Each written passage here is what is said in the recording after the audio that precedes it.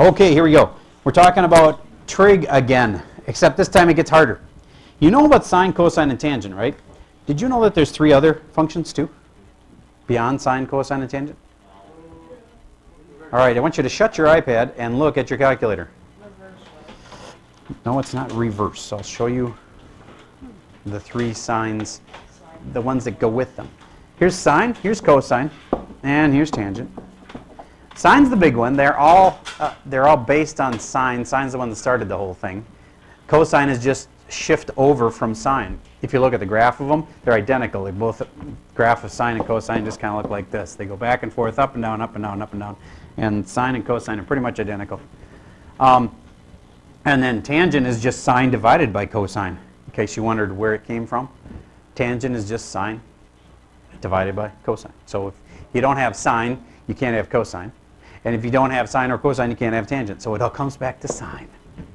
All right, anyway, if you don't really need to know that. What you do need to know is that sine is opposite over hypotenuse. You know that. And cosine is adjacent over hypotenuse, ka. And tangent is toa, so it's what? Opposite over adjacent. Now, there are 3 more functions that are like that. No, not the inverses. No, not those. Have you ever heard of other words besides sine, cosine, and tangent? Not inverses. Nope, those are inverses. You're not going to find them on your calculator. How about this? Has anybody heard of the word secant? Yeah. It's another function. And cosecant kind of goes together, right? Like sine and cosine. There's secant and cosecant, and then there's one more. Tansecant. Nope. Think about the combos that I've already done. I've done sine and cosine, secant and cosecant, secant over cosine, tangent and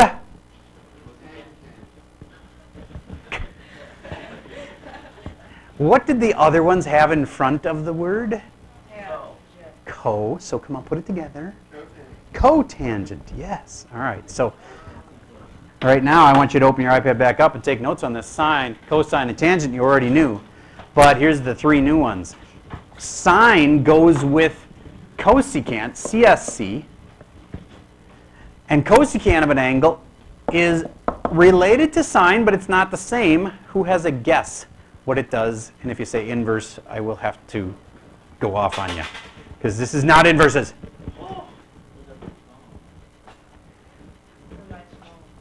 Okay, so if you, that's my calculator. Thank you. If it's not opposite over hypotenuse, it must be, come on, hypotenuse over opposite. That's right. And it is a reciprocal function, which is different than the inverse. So don't think that inverse sine does cosecant. It doesn't. It's a really common mistake kids make. Cosecant is completely different. It's hypotenuse over opposite. So if we have cosine, it goes with secant. And the secant is, instead of adjacent over hypotenuse, it's hypotenuse over adjacent. It's just a flip. And the last one is tangent goes with cotangent. You might want to make this list for yourself, or your homework's going to be hard without it. The cotangent of something is adjacent over opposite. You better use the same kind of A so you don't think it's different. Adjacent over opposite. Okay. Now here's a typical question then from pre-calc. If the sine of something is 1/2, I changed it. I replaced opposite over hypotenuse to 1/2. So in this particular triangle, the sine is 1/2. Do you get that I just gave you 2 of the sides? Which sides did I give you? The opposite and the hypotenuse. All right. I'm going to draw a little triangle for this. And if this is my little angle, then the opposite's 1 and the hypotenuse is 2. Could you figure out that one? Yes, but you don't even have to figure it out. You can use your big brain that you've memorized a triangle that's like this. Square root of 3, very good. If you don't have that one memorized, better write it down. 1, 2, square root of 3 is huge. That's the 30, 60, 90 triangle. You're going to use it a ton next year. All right, so then If I know the opposite and the hypotenuse, do you get that I just figured out the adjacent side and therefore I can now fill out the whole rest of this chart? Adjacent over hypotenuse is, adjacent is square root of 3, hypotenuse is 2. Get what I'm doing here? And opposite over adjacent, I just replace opposite with 1 and adjacent with square root of 3. See how I can figure out every other function once I've given one of them? Once I've given one of the functions, I can figure out the third side. Once I know the third side, I can figure them all out. And then this is just so simple. 1/2 over here changes into what? 2 over 1, which is 2. And root 3 over 2 becomes 2 over root 3. And the last one is just flip that one over 2. Instead of 1 over square root of 3, it's square root of 3 over 1. All right, so there's sine, cosine, and tangent, which you already knew. And now you know cosecant, secant, and cotangent, which are just a flip of the one they go with. So sine goes with cosecant, cosine goes with secant, and tangent goes with cotangent. These are the only two that sound like they should go together. Cotangent and tangent kind of make sense together like that, right? The other ones, you just got to remember that always, if you have an S, it goes with a C. S goes with C. And C goes with S. I don't know if that will help you or not, but you need to memorize these. All right. That's the only really new thing for today. But I didn't really talk about this stuff too much yesterday, so I want to make sure you get it. Let's say this is 3, and this is x, and this is 23 degrees. Write that down. New page.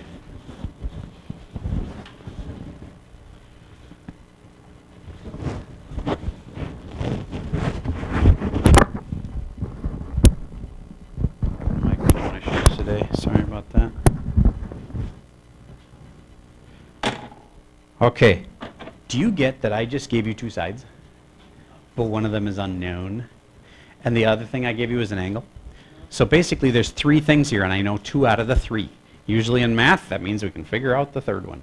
Got 2 pieces of information, helps you figure out the other one.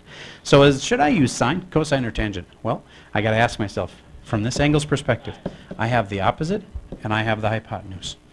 Sine. So I should use sine of 23 is equal to the opposite over the hypotenuse.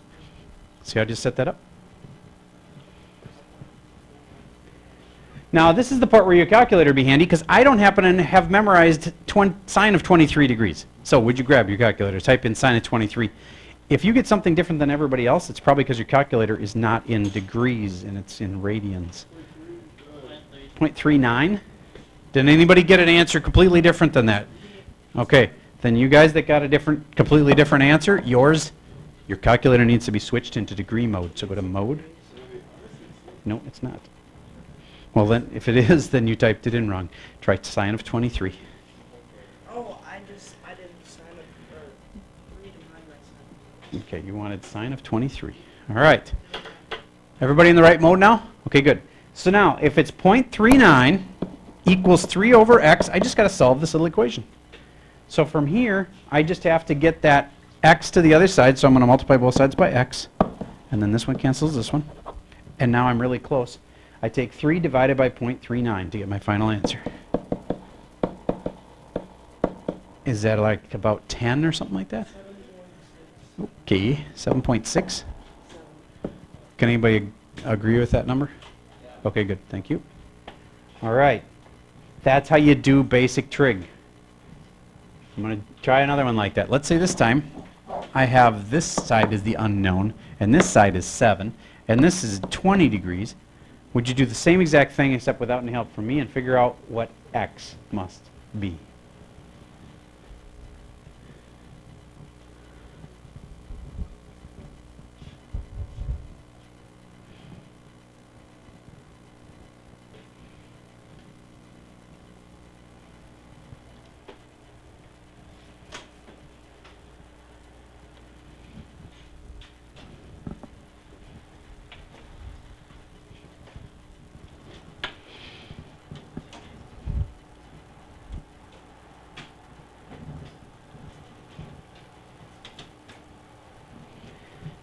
All right, who has an answer of like 2 point something?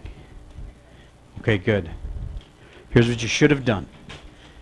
Same sides this time. I had opposite and I had hypotenuse, so I'm going to use sine 20 equals x over 7, and then I multiply both sides. Or no, first of all, I figure out what sine 20 is.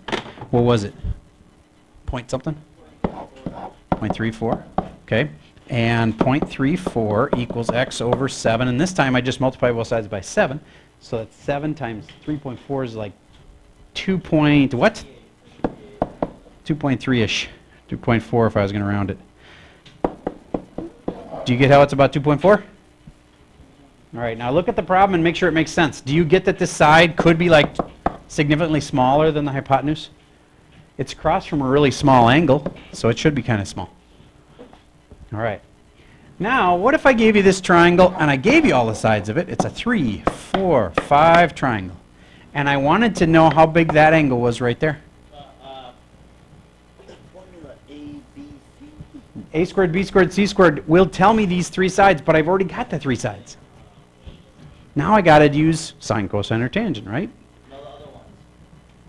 No, you can use sine, cosine, and tangent. So if I'm going to use sine of this angle, I don't know what the angle is 4 over 5. Would you agree that I set that up right? Now here's the thing that I'm not sure you guys know how to do yet. Do you know how to figure out how big that angle is? Inverse. That's where you use inverse. Watch. Watch. Don't type yet. Watch. Do you get that if I want to get this off of here to get theta alone, that I have to have something that cancels out sine? You know what cancels out sine? Inverse sine. That's why you do inverse sine. And if I do inverse sine here and inverse sine here, on both sides, this one cancels this one, and now theta's alone, and it's equal to inverse sine of 4/5. So would you grab your calculator and type in inverse sine 4/5?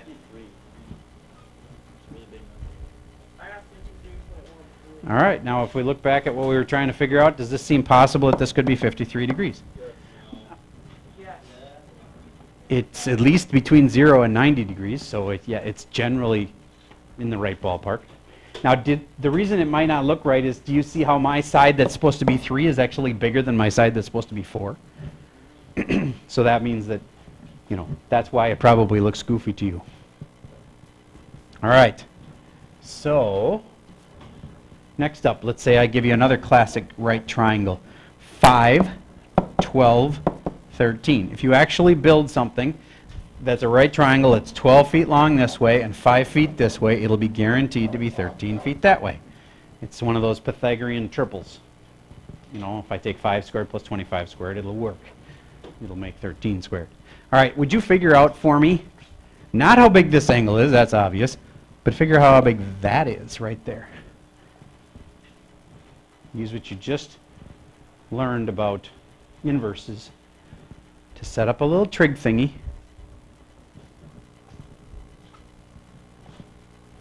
You could be using sine, cosine, or tangent right now. It's up to you. But you're probably going to use the inverse when it's all said and done.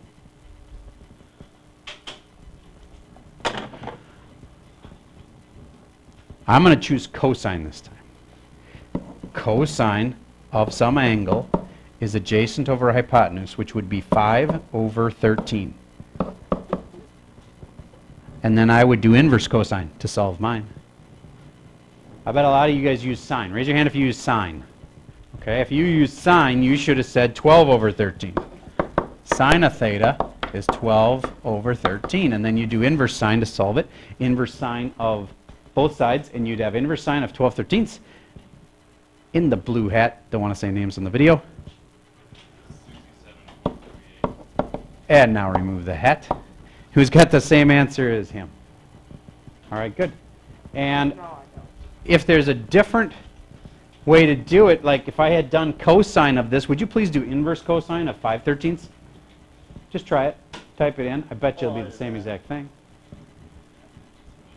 Do you get us the same exact thing? All right. Well, what's the last one we could have done? Tangent. And tangent would have been this over this, which would be 12 over 5. If you do the inverse tan of 12 over 5, it's the same thing. So there's 3 different ways you could have figured it out. Okay? All right. So back to the beginning of the hour. Let's say I knew sine of theta is root 3 over 2. Tell me what cosecant is. Close. Say it right. 2 over square root of 3. Yeah, you just flip it. Remember? And if I have cosine here, what's the one that goes with cosine? Secant. So if I had cosine was like 7 over 8, then the secant would be 8 over 7. They're just a flip. But it is not an inverse. If you needed to figure out cosecant of 2 over 3, or 2 over root 3, like this one right here, you cannot type that into your calculator. And you cannot use an inverse. Look on your calculator. You're not going to see cosecant anywhere. But what could you do instead? What of that? Sine, cosine, or tangent? Do sine of this. And you'll have the answer, except what do you got to do? Flip it. So how do you do that? So everybody, would you please type in sine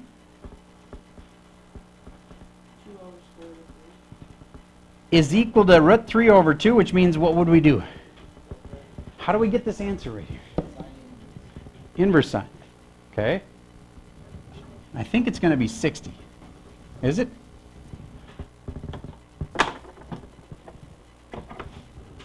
What is that?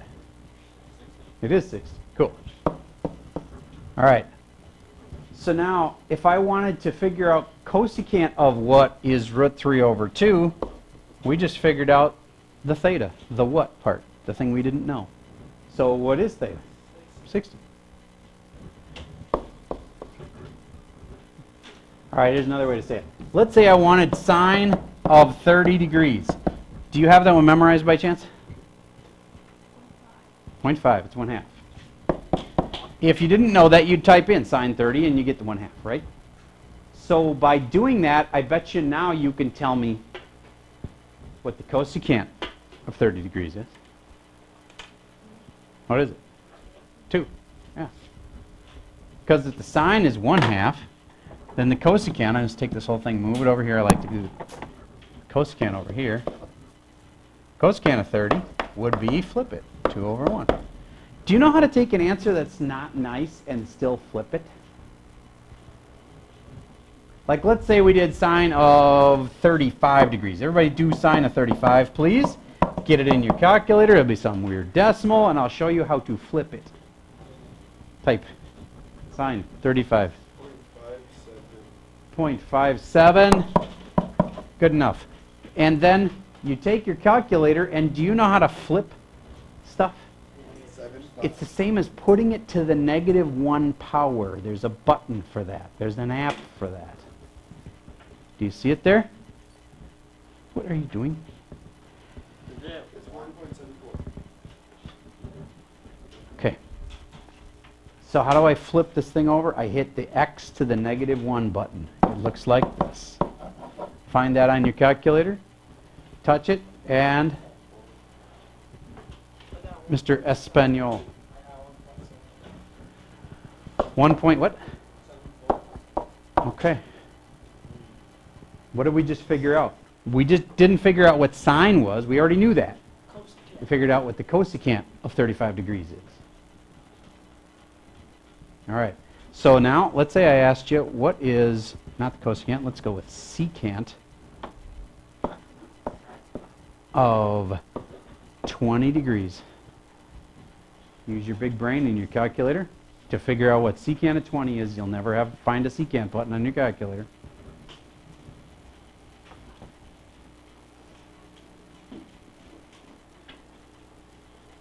All right, so if you're not using the secant button, what are you using?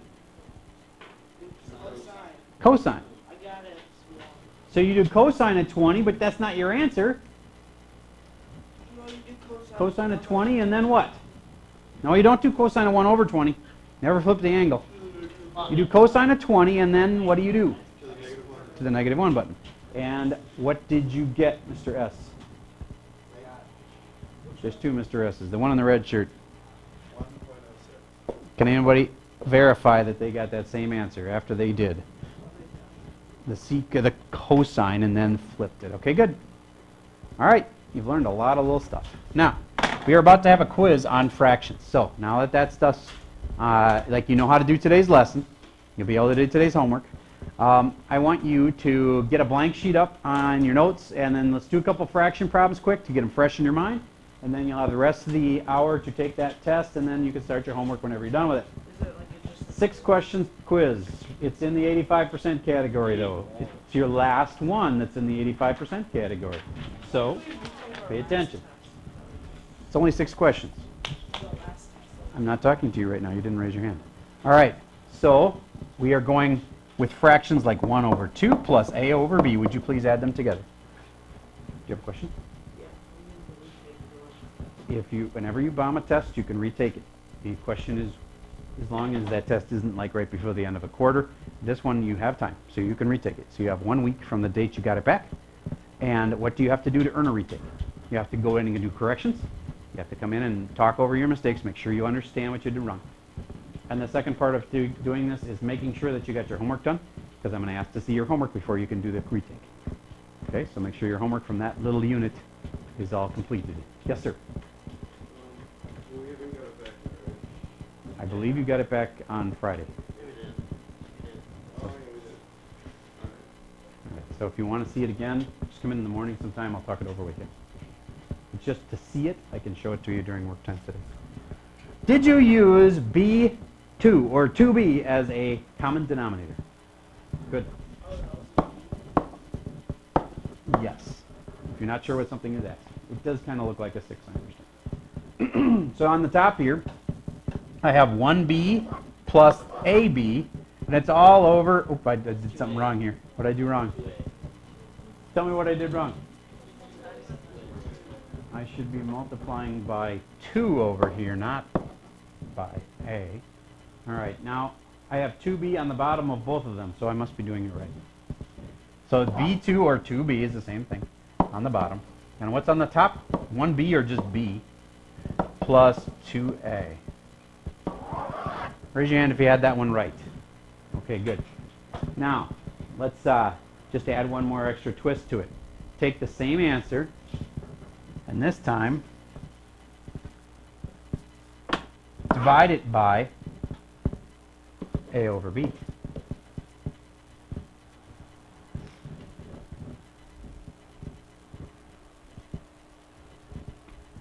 What if a kid said, I don't want to divide it by something, I would rather multiply it by something?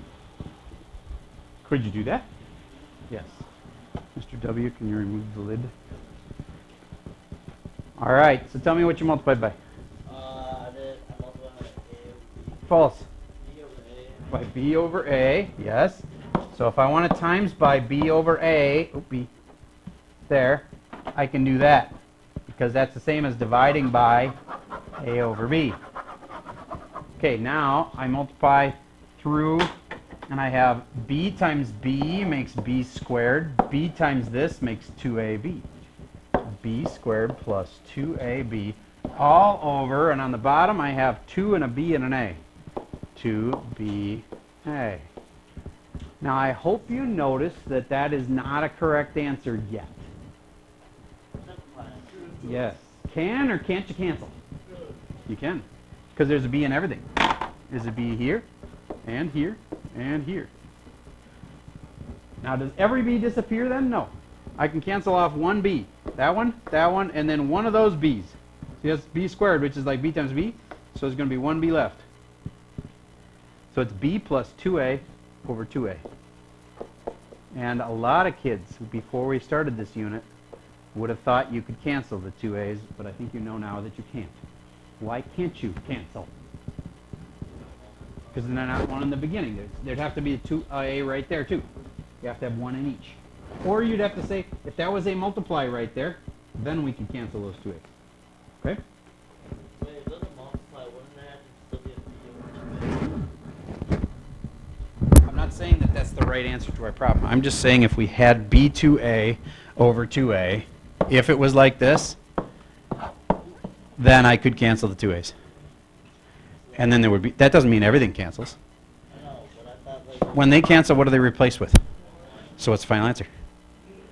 B. Yep. The only question was, could it cancel? Yes, it can cancel. And now there's less stuff. It's just B. B over 1 is the same as B. Okay. That's everything that you have to know. It's just, you know, there's a couple that are, there's one kind of hard one in the normal part, and then there's an extra credit one that's definitely a challenge problem. But if you get the extra credit right on this particular test, because there's such a small number of questions, if you get the extra credit right, you get an 8% bump on this grade. Okay? So it is theoretically possible you could get over 100% on this test, yes. You will put it in the grade book as over 100%, yes, if you get over 100%, but that's not easy, because there's plenty of little places to make mistakes on this. All right, so that's all we got for you for today.